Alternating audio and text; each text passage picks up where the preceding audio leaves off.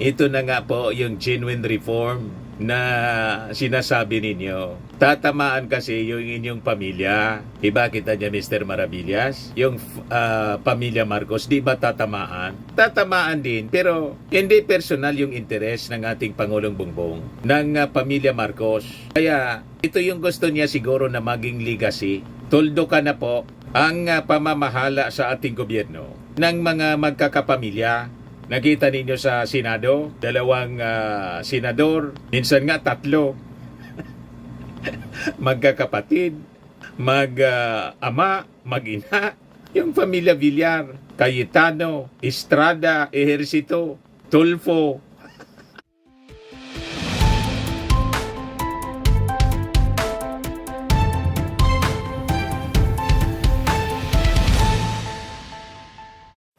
Hello po mga kababayan, si Dante Maravillas. Galit si Pulong mga kababayan kasi sinusulong mismo ng ating Pangulong Bongbong Marcos sa Kongreso ang pagpasa ng anti-dynasty bill. Affected yung pamilya niya. Hindi na pwede yung pare-parehas na mga apelyido ang tumakbo sa national local positions mga kababayan kasi. Sabi ng ating Pangulo na pati yung mga nasa oposisyon, mga dilawan at makabayan na blacks, hindi makapaniwala.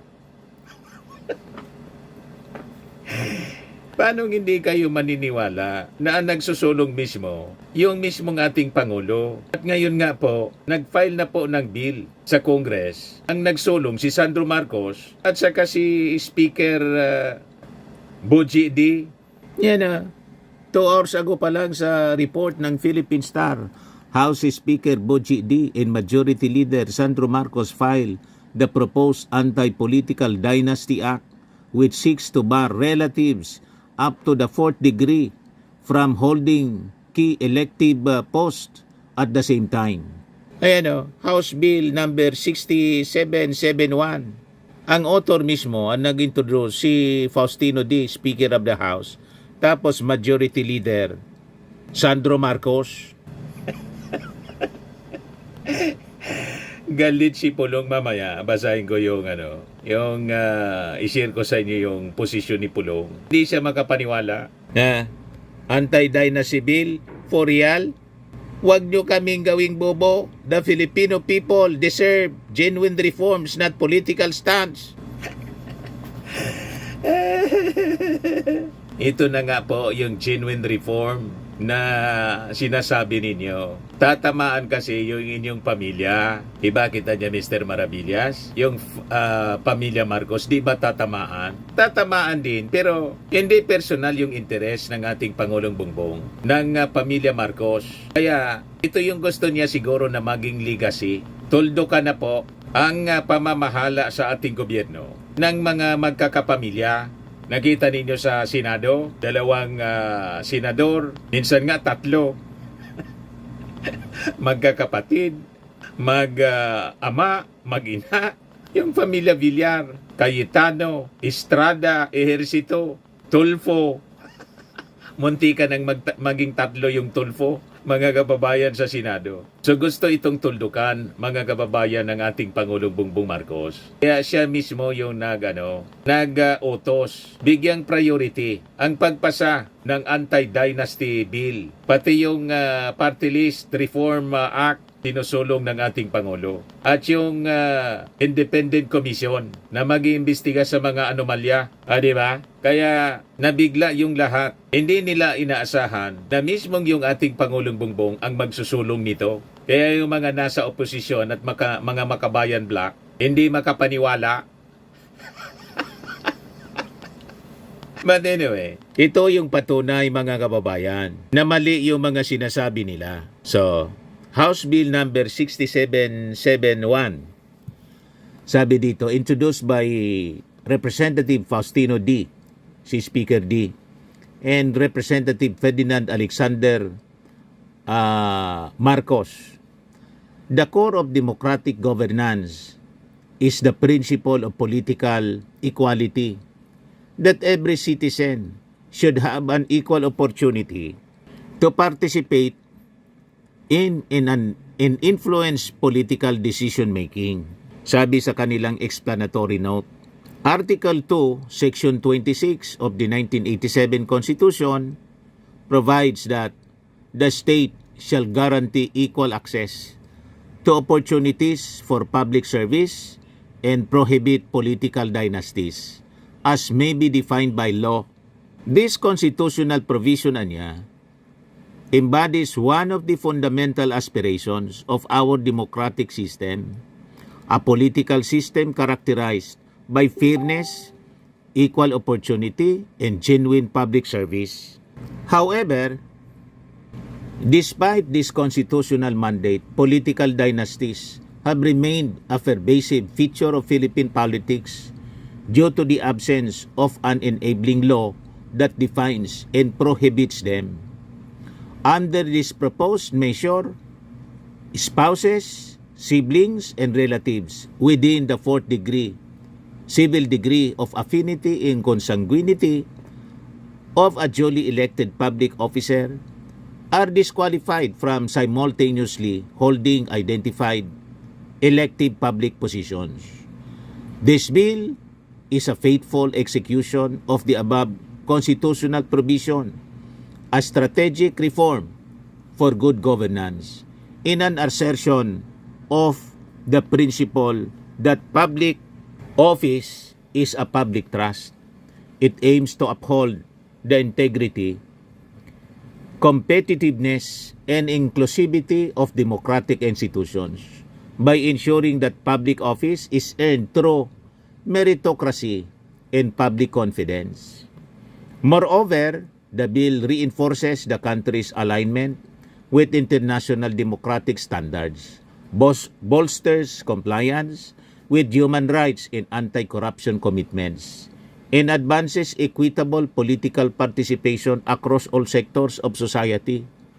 With this measure, Congress will finally fulfill its constitutional mandate to prohibit political dynasties and take a crucial step toward building a more inclusive and accountable political system for all Filipinos. In view of the foregoing, the immediate passage of this bill is earnestly sought. Ayan po, ang titulo nito, An Act Defining and Prohibiting the Establishment and Perpetuation of Political Dynasties to Promote Equitable Political Participation. So, ang tawag dito, Anti-Political Dynasty Act. So, yan ang mga positions na hindi dapat sabay-sabay. Mula presidente hanggang sa punong barangay, sakop. Yan o. President, Vice President, Senator, House of Representatives, party list, kasama, Governor, Vice Governor, members, panlalawigan, City Mayor, Vice Mayor, Sangguniang Panlunsod, Municipal Mayor, Vice Mayor, Sangguniang Bayan, punong barangay o kasama for barangay level. Section 4, applicability. This act shall be applicable to the next election and to all subsequent elections thereafter. Kaya galit si Pulong po. Pag kumandidato si Sara Duterte, yan kung hindi ma-impeach. Ano ba? Hindi na sila pwede na magkandidato. Yung Davao, hindi na pwede. Yung alkalde, Duterte. Vice alkalde, Duterte. Sangguniang member, Duterte. Congressman, Duterte. Hindi na pwede. At hindi lang yung mga Duterte ang tatamaan nito, pati yung pamilya Marcos. So ano naman ang problema ninyo? Hindi lang naman kayo yung tatamaan. Lahat, sakop, alangan man exempted yung pamilya Marcos at Romualdez.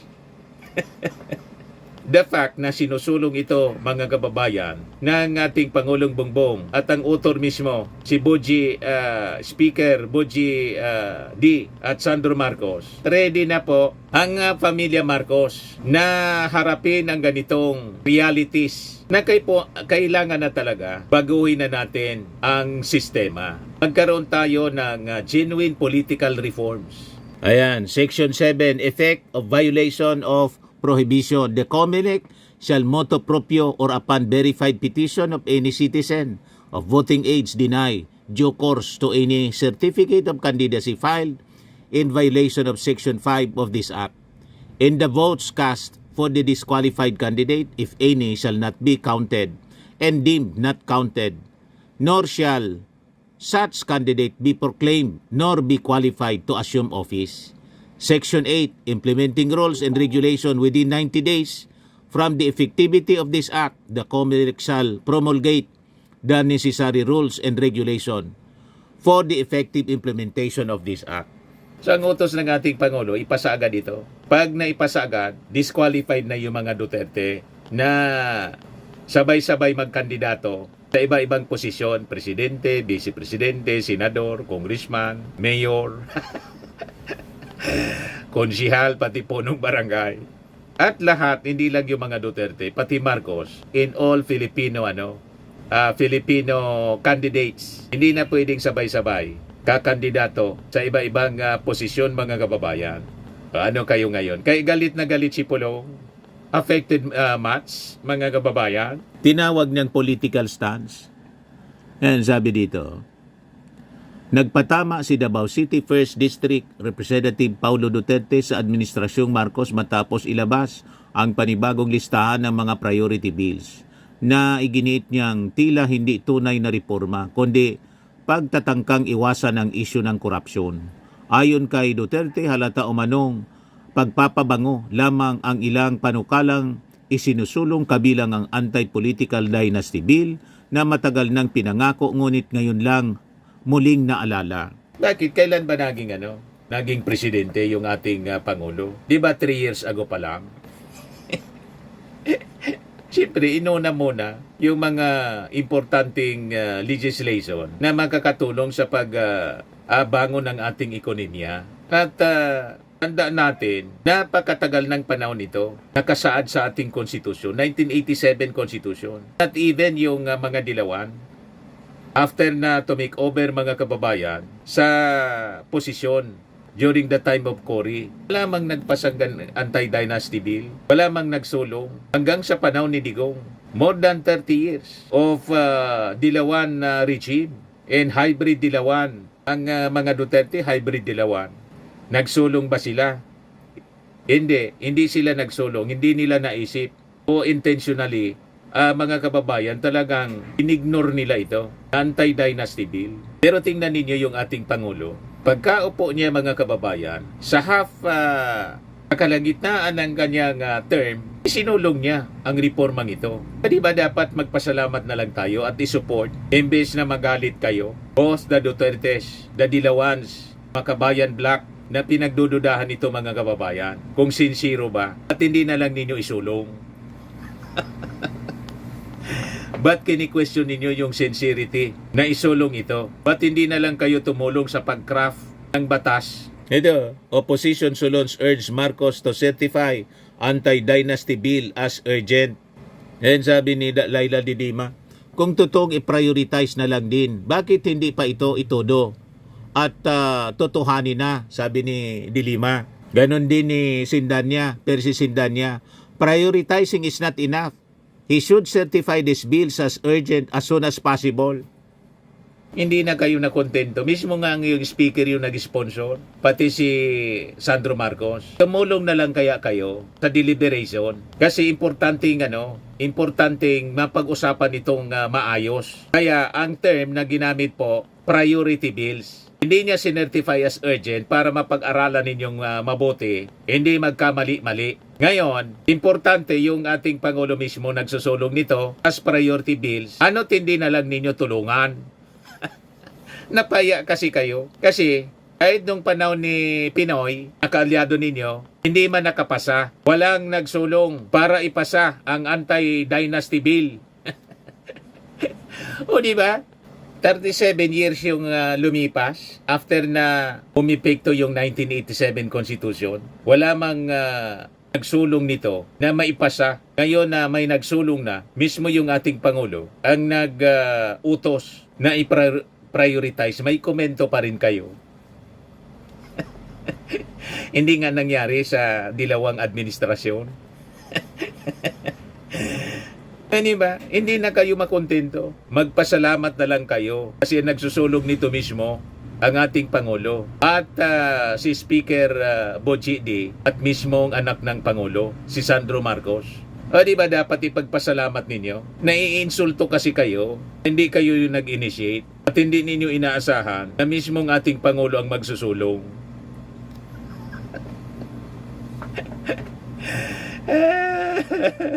Napaya kayo eh. Gaya ganun ang inyong mga reactions, mga pag-uugali. Lagi na lang kayo duda. Tumulong na lang kayo. Sa pagka-craft, parang yung investigasyon sa flood control anomalies. Gusto ninyong agawin yung kredito sa ating Pangulo. Yung ating Pangulo mismo ang paimbestiga sa flood control anomalies, sa paglaban sa korupsyon. Di ba? Napapaya kayo sa mga actions ng ating Pangulo. Ito na naman, dahil sa anti-dynasty bill at doon sa, tawag dito, papalit sa ICI na mag-iimbestiga sa korupsyon. Sa mga infrastructure anomalies at saka sa Party List Reform Act, hindi ninyo inaasahan na yung ating Pangulo mismo yung magsusulong nito. Kaya ganyan ang inyong mga reactions. Masyadong mapait. si Pulong Duterte po, intindihan natin kung bakit ganon. Kasi nasanay sila na family business yung politika. Ayan yung naging reaction ni Pulong. Huwag nyo kaming gawing bobo. The Filipino people deserve genuine reforms, not political stance. Hamon ni Duterte sa Malacanang, unahin ang pagresolba sa mga usaping may agarang pangangailangan ng taong bayan. Kung talagang seryoso ang Malacanang sa pagreforma, sa reform, unahin nila ang pagsagot sa mga isyu na kailangan at agarang solusyon ng sambayanan. Lagi mang ganon yung mga sinasabi ninyo. Pero iba man yung inyong ginagawa. Isa kayong congressman. Ano ginagawa ninyo? Bilang mambabatas, hindi nga kayo mag-attend ng mga sesyon sa Congress. At ngayon nga, pinupuna kayo kasi may world tour kayo. 17 country yung lilibotin ni Pulong, mga kababayan. Sabi ni ACT Party List Representative Antonio Tino, ano ba siya? Kinatawan ng distrito o Miss Universe? Mag-iikot po sa buong mundo si Pulong. Kaduda-duda ang intensyon, mga kababayan, sa pag-iikot. Last year, ganun din yung ginawa. Baka inihanda na po yung pinapasiguro na yung mga investments. Mga deposito. Mga deposito sa bangko. Baka niya matrace. Di ba po? Sabi ni Tino, kaduda-duda ang timing ng request. Kinestyon ni ACT Party List Representative Antonio Tino ang hiling ni Davao City 1st District Representative Paulo Duterte na travel clearance para bumisita sa 17 na bansa mula December 15 hanggang February 2026. Anya inaasahan ng mga kinatawan si Representative Duterte ang mataas na standard ng serbisyo, kaya dapat lang daw itong dumalo sa mga sesyon sa Kongreso. Kaduda-duda rin ang timing ng request dahil ito yung panahon na inaanyayahan siya ng ICI na sumagot ng ilang katanungan hinggil sa mga public infrastructure project sa 1st District ng Davao. Saka yung investigasyon ng Congress din po tungkol sa 52 billion na pork barrel fund kung saan napunta. Di ba, mga kababayan? Ito yung dapat sagutin niya kung ano-anong pinakikialaman, pati yung anti-dynasty bill na sinusulong. Dapat nga matuwa sila na may Pangulong hindi iniisip po yung pansariling kapakanan. Kasi po, tatamaan yung kanyang pamilya dito sa sinusulong ng ating Pangulo na anti-dynasty bill. Hindi na pwede yung sabay-sabay na pagkandidato.